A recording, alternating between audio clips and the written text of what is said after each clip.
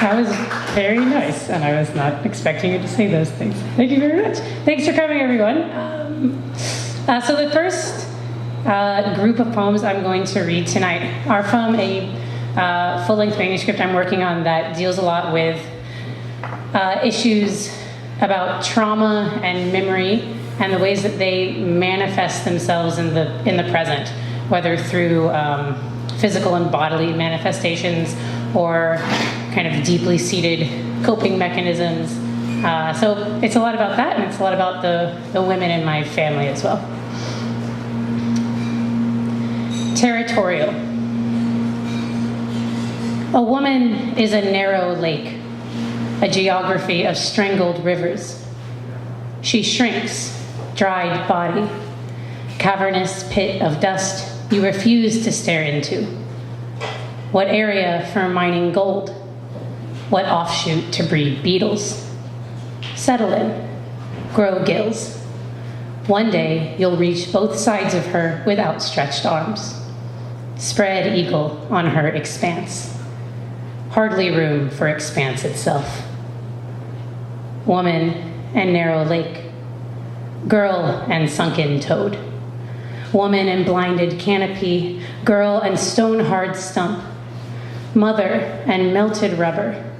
Daughter and sheltered skin. Child and flash of color.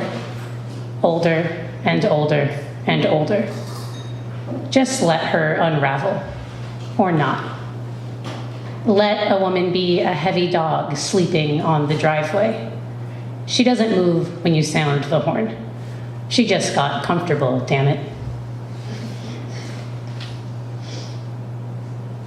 Out of body. There's a feather zigzagging around someone's outstretched hand. Statistically, it won't reach you. Logically, all feathers land on concrete. Just how often must something be shed for a family to stay together? Scrub the windows. Chew through some vicious cavity. What color is that fluid supposed to be? I'm certain this space should be empty. Can someone check? 1 feather, 2 feather, 3 feather, shush. What a steady hand. Can you see yourself from the outside? The pain? How black feathers sheen blue as the sun comes up?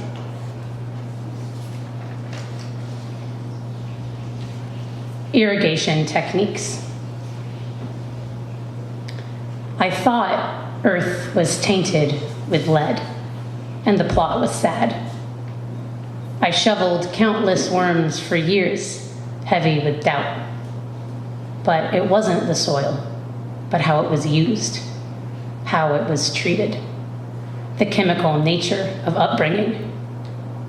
Lead is a choice sometimes, or at least if you let yourself be poisoned by it.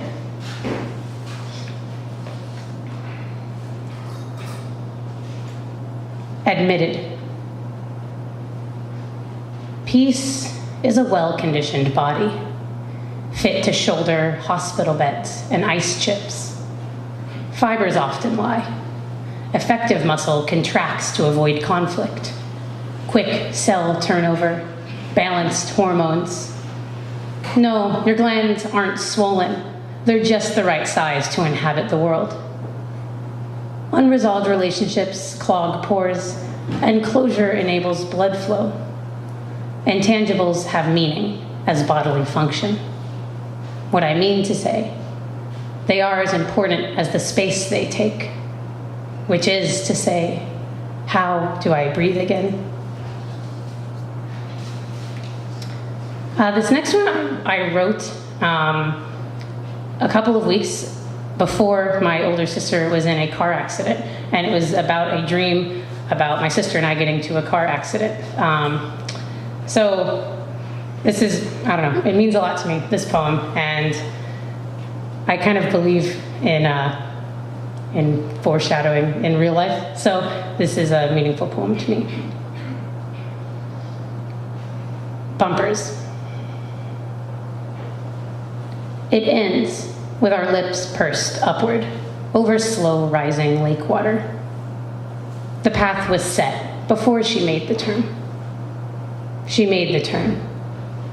See, the car is there, tipping over the mud in slow motion. See, the two women hardly react. A certain future is stored in the tire tracks, her sweater lining. Peel a strip back, and the car proceeds forward. Death is often the result of being eager to please.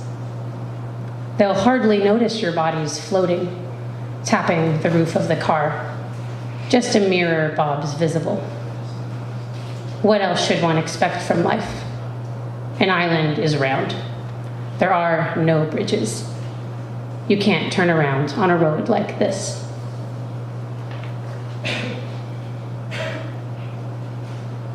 Only for so long.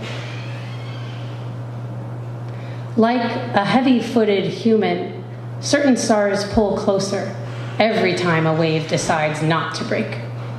Decide not to break today. When I put my hand into water, it comes out dry, though science claims I'm impossible. Home was her, and home was him.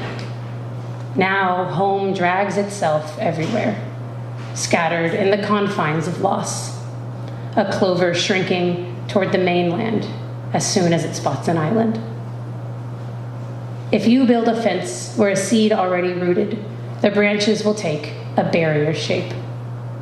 It's as easy as that. A fly lands on the window in front of me, and now that is home. He crawls and vomits on the sky itself, digesting the horizon quicker than it's revealed. So the next poem I'm going to read, and the last one of my kind of solo portion, is actually the poem What You Actually Lost. That will be in Prairie Fire this summer. And this is the first time I've ever read it to people, so this is great. What You Actually Lost. I convince myself death comes from the wind. I kill you with my exhale, with the roughly chopped garlic. I dream of my mother. A baby gets measles. I put on the wrong album. You wreck your car. I see a darkness in my own eyes. A tumor starts to form. I focus on the bruised skin of an orange to protect myself. This isn't unfamiliar. I've run cemetery paths casually and been scolded by a woman sitting at her dead husband's grave. I've stared at the turning leaves, overlooked the names. I noticed the wildflowers, not the freshly turned earth they sprouted from.